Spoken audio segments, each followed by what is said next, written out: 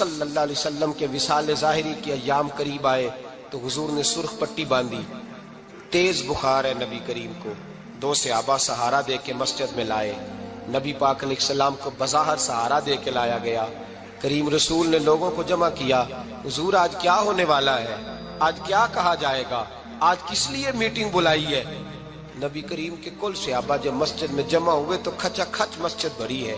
وصال ظاہری سے چند یوم پہلے کی بات، نبی پاک نے فرمایا آج تمہیں کوئی جہاد کی ترغیب نہیں دینی، آج کوئی نیا پیغام نہیں دینا، آج تمہیں بتانا ہے کہ رب نے اپنے بندے کو اختیار دیا ہے، چاہے تو دنیا میں رہے، چاہے تو اس کی بارگاہ میں حاضر ہو جائے۔ اس عبد نے بارگاہ ربوبیت کی طرف لوٹنے کا ارادہ کر لیا ہے۔ حضرت صدیق اکبر رونے لگے تو صحابہ نے کہا تمہیں کیا ہوا؟ کہنے لگے سمجھ نہیں رہے، کسی کی بات نہیں کر رہے، نبی پاک تو اپنی بات فرما رہے ہیں، اس نے جانے کا ارادہ کر لیا۔ سنیے میرے بھائی، محبوب پاک نے فرمایا بھائی کسی شخص کو میری طرف سے کوئی تکلیف پہنچی ہو تو بدلہ لے سکتا ہے، بدلہ لے سکتا ہے، کسی کو تکلیف پہنچی ہو۔ صحابہ پھوٹ کے رونے لگے، محبوبہ کرم ہی کرم ہوا ہے، رحمت ہی رحمت آئی، آپ کے بارے میں گمان کرنے والا بھی دائرہ ایمان سے نکل جائے گا۔ حضور آپ کیا فرما رہے ہیں؟ فرمایا نہیں بھائی اٹھو۔ پیچھے سے جناب عکاشہ بن محصن اٹھے، ہاتھ کانپتے ہیں، آگے بڑھے، کہنے لگے یا رسول اللہ، ایک جنگ کے موقع پر آپ نے درہ مارا تھا، ننگی پیٹھ پر صفیں سیدھی کراتے، بات دل میں رہ گئی ہے، میں نے بدلہ لینا ہے۔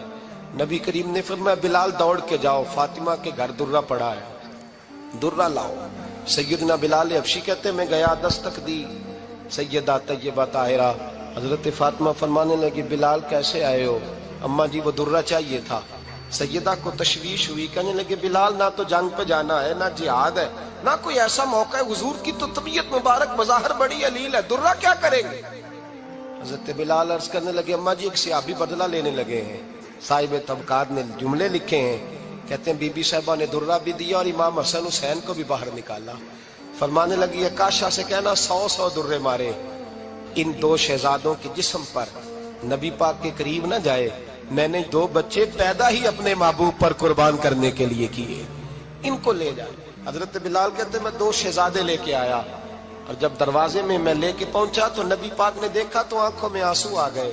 فرمایا ان کو بٹھا دو، مجھے پتا ہے فاطمہ نے کیا کہہ کے بھیجا ہے۔ حضرت سیدنا بلال فرماتے ہیں درہ میں نے جناب عکاشہ کو دیا، حضرت عکاشہ درہ لے کے آگے جو بڑھے تو حضرت ابو بکر صدیق نے ان کے پیروں پہ ہاتھ رکھا، فرمایا عکاشہ میری طرف آ یار، مجھے مار درے، نبی پاک کے قریب نہ جا۔ مصطفیٰ کریم نے فرمایا ابو بکر تو ہٹ جا، اسے آنے دے۔ فرماتے ہیں میں چند قدم آگے گیا تو مولا علی شیر خدا نے میرے پیر پہ ہاتھ رکھا، کہنے لگے عکاشہ سوچ تو صحیح تو کیا کر رہا ہے؟ حضور نے فرمایا علی ہٹ جاؤ، میرا اور ان کا معاملہ ہے۔ جناب عکاشہ آگے بڑھ رہے، نبی کریم نے فرمایا میں اپنی امت کو درس دینا چاہتا ہوں، خبردار خبردار زندگی میں تمہارے ہاتھ سے زبان سے کسی کو تکلیف نہ پہنچنے پائے، خبردار یاد رکھنا وہ معاشرے بگڑ جاتے ہیں، وہ معاشرے تباہ کر دیے جاتے ہیں جہاں ظلم ہوتا ہے، جہاں زیادتی ہوتی ہے، جہاں لوگوں کو ستایا جاتا ہے۔ محبوب کریم کے قریب آئے حضرت عکاشہ کا، حضور میری پیٹھ ننگی تھی، آپ بھی ذرا کپڑا ہٹائیے۔ نبی کریم نے پیٹھ سے کپڑا ہٹایا، جناب عکاشہ نے درہ جو اٹھایا تو صحابہ کی چیخیں نکلی، حضرت عکاشہ نے درہ دور پھینکا، حضور کے بطن اطہر سے لپٹ گئے، چومنے لگے، کہنے لگے حضور وہ تو صفیں سیدھی کراتے لگ گیا تھا، آپ نے کہاں مارا تھا؟ یا رسول اللہ میں تو بہانہ بنا رہا تھا کہ جاتی دفعہ مجھے وجود چومنے کا موقع نصیب ہو جائے، مجھے یہ موقع نصیب ہو جائے۔ میرے حبیب نے فرمایا جس نے جنتی دیکھنا ہو میرے عکاشہ کی زیارت کر لے۔ بھائی ظلم کا دروازہ کھلا ہوا ہے اور لوگ بھول جاتے ہیں زیادتی کرتے ہوئے، وہ بہو سے ہی کیوں نہ کریں، وہ اپنے گھر کے بھول جاتے ہیں کہ شاید پوچھنے والا کوئی نہیں، شاید میزان نہیں لگے گا۔ ایران کے بادشاہ نے اپنے بیٹے کو پڑھانے کے لیے ایک استاد صاحب کا بندوبست کیا۔ استاد صاحب کو کہا کہ میرے بچے کو دین پڑھائیے، میں چاہتا ہوں کل اس نے عنان حکومت کو سنبھالنا ہے تو یہ دین سے آگاہ ہو جائے، اس کو کچھ سکھائیے پڑھائیے۔ بہت نیک بزرگ بڑے درویش عالم پڑھانے لگے، اسباق مکمل ہو گئے، دین کے اسباق قرآن مجید پڑھایا، احادیث طیبہ کا درس دیا، اصول فقہ سے روشناس کرایا۔ جب بچے نے مکمل تعلیم حاصل کر لی اور آمین ہو گئی، دستار ہو گئی، فارغ ہو گئے، تو پھر ایک دن استاد صاحب نے کہا بیٹے کل تم نے ضرور آنا ہے، کچھ بات کرنی ہے۔ شہزادہ گیا ملنے استاد صاحب سے، استاد صاحب نے کنڈی لگا لی، ہاتھ میں درہ پکڑ لیا، مار مار کے پورے وجود کو زخمی کر دیا، کوئی غلطی نہیں، کوئی بات نہیں، مارا۔ اب بچہ آیا آ کے بادشاہ سلامت سے کہا کہ ابا جی سمجھ نہیں آئی، بڑا مارا ہے استاد۔ تو سیانے تھے نا بادشاہ، یہاں تو قاری صاحب روز کٹہرے میں کھڑے ہوتے ہیں، مولوی صاحب آپ نے میرے بچے کو کیوں مارا ہے؟ آپ 8,000 کے مولوی ہیں، میرا کئی کروڑ کا بچہ ہے، سویرے بدل لیں گے، خبردار آپ نے بچے کو ہاتھ لگایا، اپنی حیثیت میں رہے معاذ اللہ۔ جو قومیں استادوں کو کٹہروں میں کھڑا کرتی ہیں وہ ترقی نہیں کر پاتی، جو استادوں کو کٹہروں میں روز کھڑا کرتے ہیں۔ کہا ابا جی بڑا مارا ہے، تو والد بڑے سمجھدار تھے، کہنے لگے بیٹا استاد باپ ہوتا ہے، وہ زیادتی نہیں کرتا، کوئی بات ہوگی میں تیرے استاد کو کٹہرے میں نہیں بلاؤں گا۔ اماں سے بات کی، اماں کہنے لگی بیٹا میں تیرے باپ سے کیسے بات کروں، ڈرا تھا۔ وقت گزر گیا، 22 سال بیت گئے، 22 سال گزر گئے، بادشاہ کا انتقال ہوا، شہزادہ تخت پہ بیٹھا، پہلا حکم یہ دیا کہ میرے استاد کو بلاؤ، پہلا حکم۔ استاد جی بوڑھے ہو گئے تھے، چھڑی کے اوپر ٹیک لگا کے آئے اور بھویں سفید ہو کے جھک گئی تھیں، یوں آنکھ کھول کے بڑی مشکل سے دیکھا، کہنے لگے شہزادے حکم ہو۔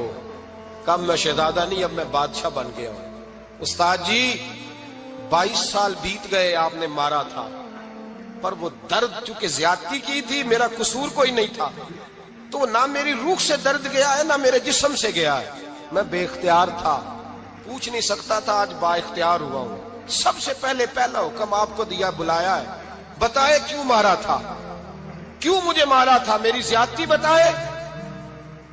تو استاد، بوڑھے استاد کی آنکھیں آنسوؤں سے بھر گئی، کہنے لگے بیٹے بس آج کے دن کے لیے مارا تھا، یہ جو دن آ گیا نا میری زندگی میں اس لیے مارا تھا، یہ میں چاہتا تھا میری زندگی میں وقت آئے، آج کے بس میری مراد پوری ہو گئی۔ کہا صاحب کس لیے، مجھے بھی سمجھائے۔ آپ فرمانے لگے کتنی دیر ہو گئی تجھے مار کھائے ہوئے، کتنا زمانہ بیت گیا؟ کہنے لگا 22 سال۔ فرمایا زخم بھولے تو نہیں، درد ختم تو نہیں ہوئی، تمہیں بات 1 منٹ کے لیے بھی تمہارے حافظے سے محو تو نہیں ہوئی؟ کہا استاد جی روز رات کو یاد آتی، روز خیال آتا تھا۔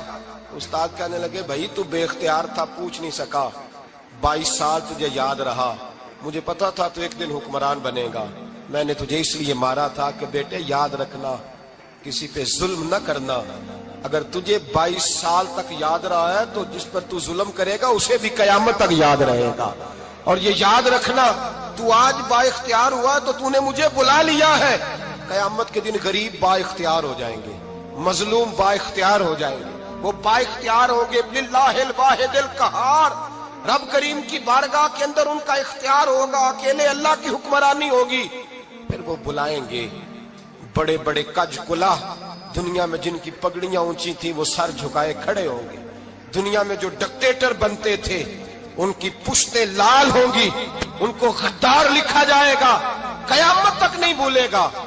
ظلم کرنا تو سوچ سمجھ کے کرنا، اتنا کرنا جتنا تم سہ سکتے ہو، اتنی زیادتی کرنا جتنی قیامت میں تم برداشت کر سکتے ہو۔ میرے نبی کریم صلی اللہ علیہ وسلم نے فرمایا ظلم سے بچو، یہ قیامت کے اندھیروں میں سے ایک اندھیرا ہوگا، زندگی میں زیادتی نہ کریں، اگر تھوڑی دیر کے لیے کوئی چیز برداشت کر جائیں گے تو وہ فائدہ دے جائے گی، کچھ دیر کے لیے اگر سہ جائیں گے تو نفع مل جائے گا، سہنے کی کوشش کریں لیکن زیادتی نہ کریں، نظر کو، سوچ کو، ذہن کو پاک رکھیں، اور میرے بھائی زندگی پوری ظلم سے بچیں، زیادتی سے بچیں۔ امیر المومنین حضرت جناب سیدنا عمر فاروق رضی اللہ تعالیٰ عنہ رات گھر میں تھے تو رونے لگے، بڑی دیر تک روتے رہے، والدہ اٹھی تو صاحبزادے سے کہنے لگی پتہ کرو تمہارے باپ کو کیا مسئلہ ہے۔ شہزادے آئے، کہنے لگے امیر المومنین والد گرامی کیا ہوا؟ تو حضرت عمر فاروق کہنے لگے بیٹا اپنی اماں کو بلاؤ۔ والدہ آ گئی، کیا بات ہے؟ کچھ طبیعت خراب ہے تو حکیم کا بندوبست کیا جائے۔ تو حضرت عمر کہنے لگے کچھ بھی نہیں، آج مسجد سے نکلا ہوں تو نبی پاک کے صحابہ میری تعریفیں کر رہے تھے۔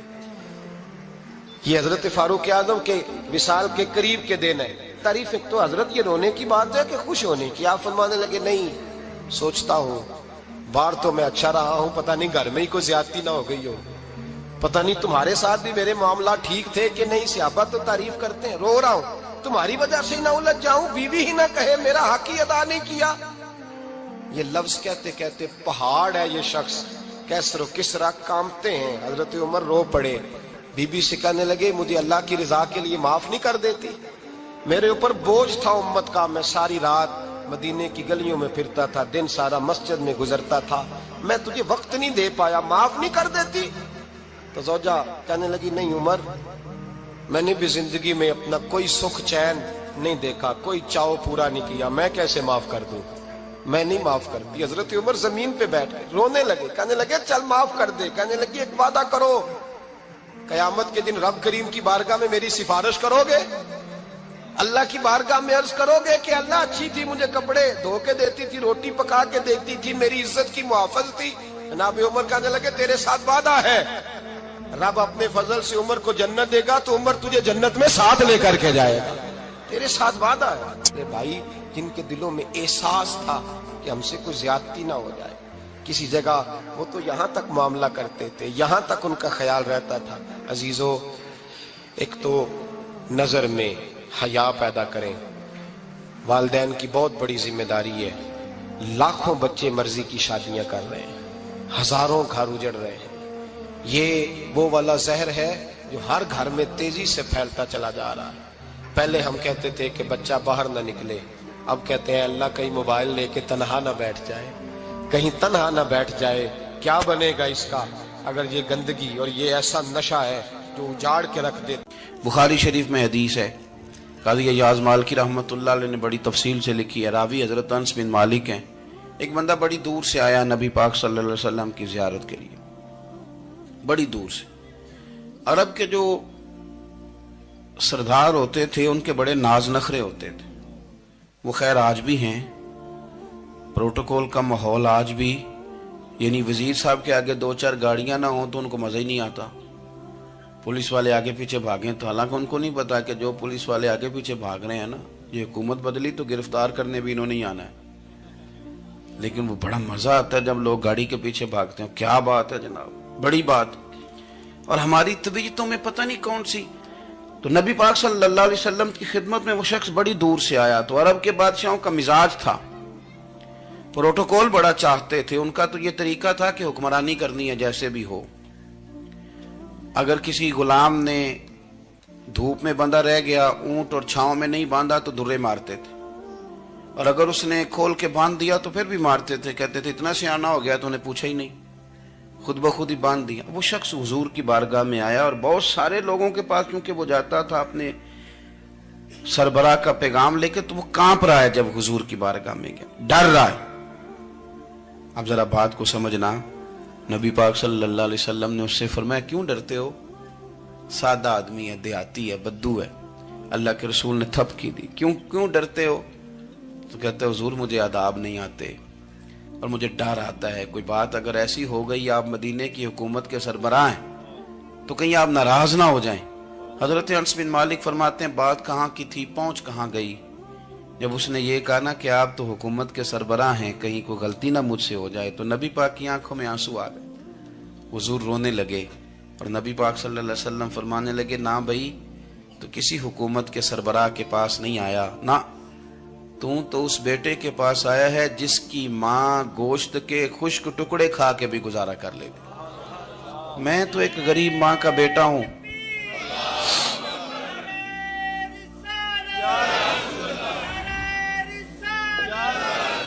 भाई अगर आपका ये ज़ौक बन जाए, देखो ना आज तो लोग भूल जाते हैं ना, कपड़े बदल लेते हैं तो वो समझते हैं कि शायद सारा कुछ ही बदल गया, यानी गांव से आकर पढ़ने वाले भूल ही गए हैं कि किसकी माँ ने कितना जेवर बेचा था।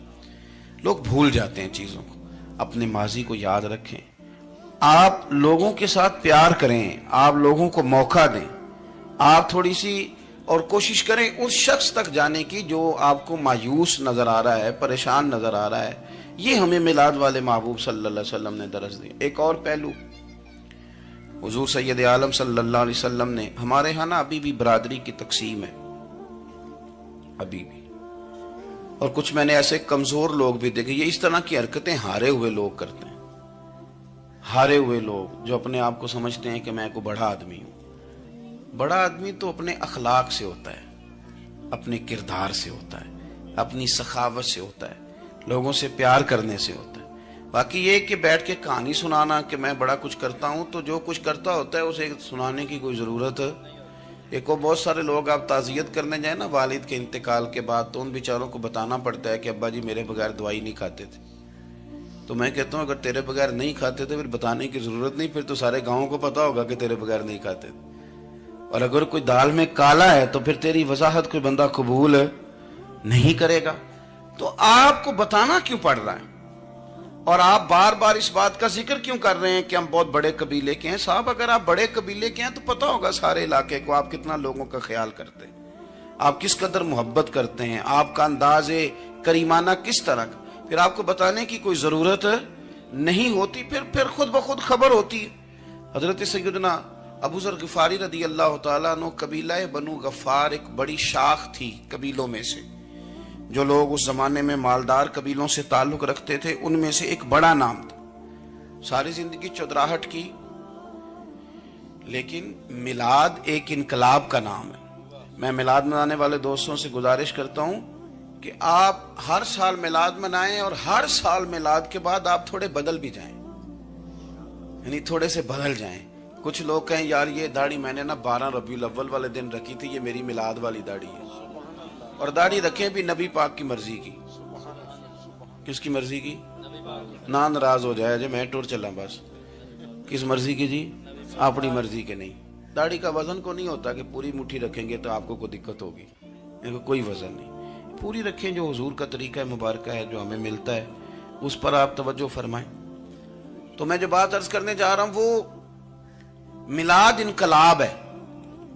حضور سید عالم صلی اللہ علیہ وسلم کی بارگاہ میں آنے سے پہلے لوگ کچھ اور ہوتے تھے, اور یہاں سے ہو کے جاتے تھے تو پھر ان میں تبدیلی آتی تھی. میں سارا دن کرامتیں سناؤں نا کسی کو اپنے پیر صاحب کی اور اپنے گھر میں بھی کہ میرے حضرت بڑے, میرے استاد بڑے, لیکن بیوی کے ساتھ اگر میں ترش لہجے میں بات کروں گا تو وہ کہے گی یہ سکھاندے نے تینوں پیر صاحب. دوست کہیں گے یہ سکھاتے ہیں آپ. تو آپ کی کہانیاں نہیں چلتی, آپ کا کردار چلتا ہے.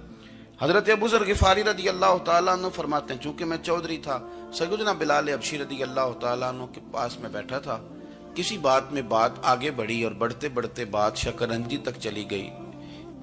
رائے کے اختلاف نے باتوں میں تلخی پیدا کر دی, اور جب تھوڑے لفظ اور تیز ہوئے تو میں نے انہیں کہہ دیا چپ کر, تو ابشن کا بیٹا ہے.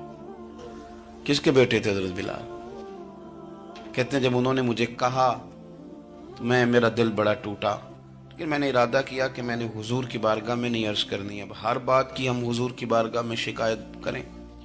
لیکن میں جا کے مسجد میں بیٹھا, اور جب سرکار آئے نا, ارادہ نہیں تھا کہ عرض کروں گا, لیکن حضور کا چہرہ دیکھا تو دکھ میرا خود ہی تازہ ہو گیا. رونے کا بھی تو تب ہی مزہ آتا ہے نا کوئی اپنا ملے تو.